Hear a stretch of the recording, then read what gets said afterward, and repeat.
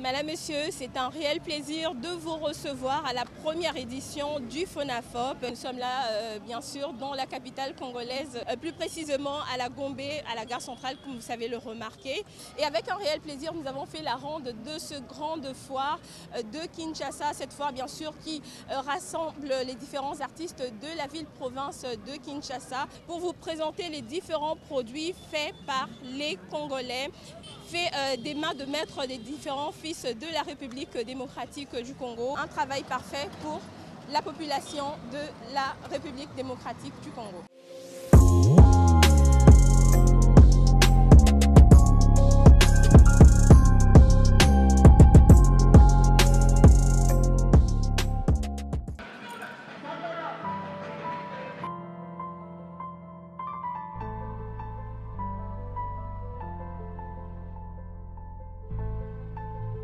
Dans le besoin de partager leurs expériences, des participants venus de l'intérieur comme de l'extérieur du pays y ont pris part, après 3 jours des travaux en atelier, aux recommandations pertinentes pour un enseignement professionnel de qualité en RDC.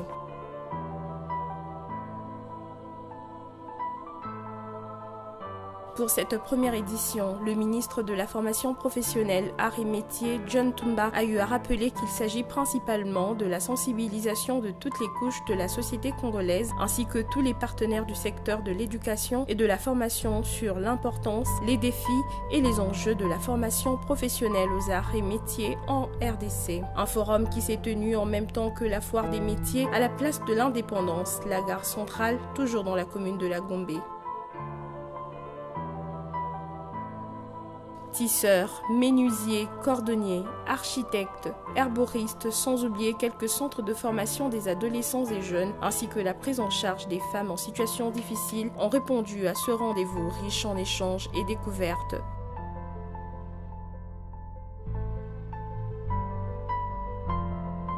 Moi, c'est M. Bahati Marcel, le président des cordonniers du Congo. Je suis dans le métier du cuir. Ça veut dire que je fais le cuir en entier. Je suis tanneur. La tannerie, ça veut dire transformer les peaux de bête en cuir. Je suis cordonnier, ça veut dire chausser les gens. Et maroquinier, ça veut dire fabriquer les sacs et les accessoires.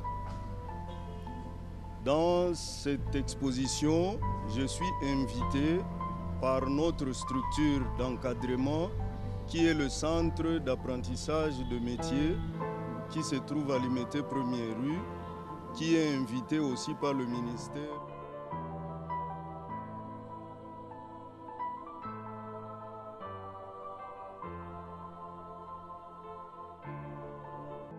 Je me présente au nom de Maison Tchouka. Je suis reconnu à la ville de Kinshasa. Mon travail est de faire ce genre de choses. Et comme je disais auparavant, que ça c'est une chose provenant de l'arbre. Donc vous coupez l'arbre avec ce morceau d'arbre. C'est par là où on met des trous partout pour le faire ouvrir. Et quand c'est ouvert comme ça, maintenant ça devient une pied de table.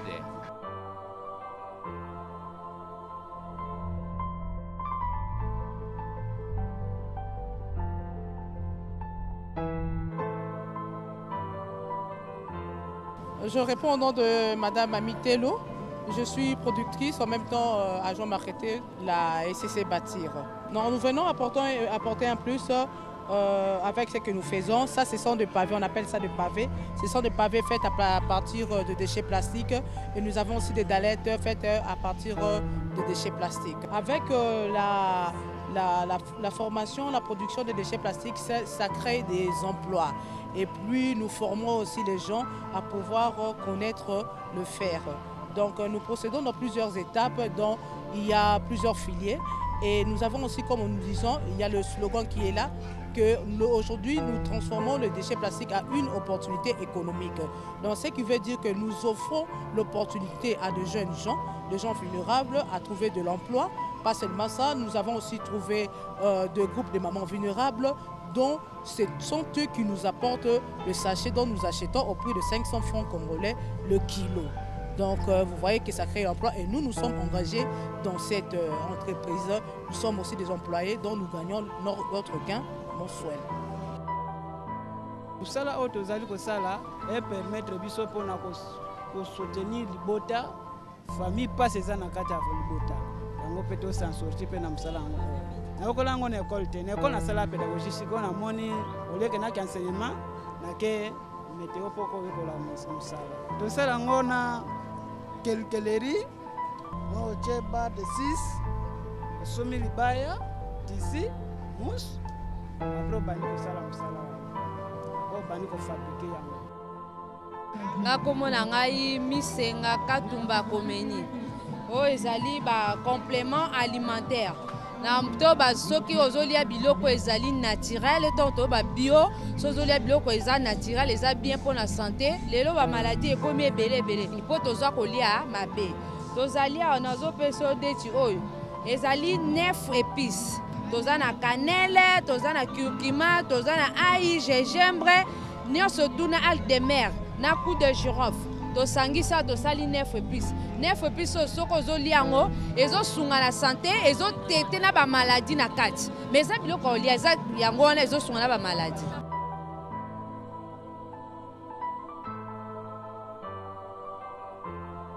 Naza secrétaire nasaka mingi na bureau oyo eza association ya baépouse militaire et policier biso baépouse militaire et policier toza association ya monene tosalaka baevre ya minene toformaka bamama kolamba kobongisa ndaku koyeba bamétier kosala mo bamétier oyo ekoki kosunga ye basinga moni basinga oyo bakoma kotandela bilamba wana sikoyo ya mike na yango nde bamama batongaki na bacrochet atuka ezalaki mwa pasi kosala me kameme basali ebimi eloko ya malonga oyo ke mama akoki komemela yango akenda yango wenze akoki kobima na yango sorti akoki kosalela yango makambo ebele.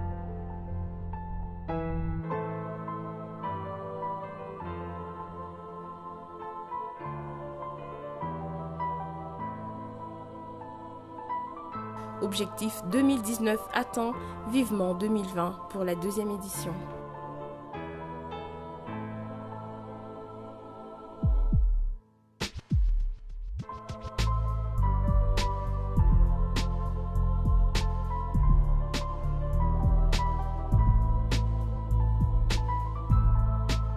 Madame, Monsieur, c'était un réel plaisir de vous présenter FONAFOP 2019. C'est donc la première édition de cette foire d'exposition. Vous avez eu à remarquer différentes expositions faites des mains de maître des Congolais, des différents artistes congolais. Vous avez certainement aussi remarqué l'ingéniosité congolaise au travers de différentes fabrications, les meubles, les chaussures, les vêtements, que sais-je encore. En tout cas, une foire très impressionnante et aussi très instructive à la fois. La prochaine édition prévue certainement en décembre 2020, on se fera encore le réel plaisir de vous présenter la 2e édition, voir ce qu'il y aura encore de plus. Mais en tout cas, pour ce qui est de la première édition, il n'y a vraiment rien de particulier à dire, si simplement que c'est du travail de qualité, c'est le professionnalisme et une ingéniosité comme pas possible. L'année prochaine, ce sera en décembre 2020 que nous allons encore nous retrouver ici même pour la 2e édition du FONAFOP.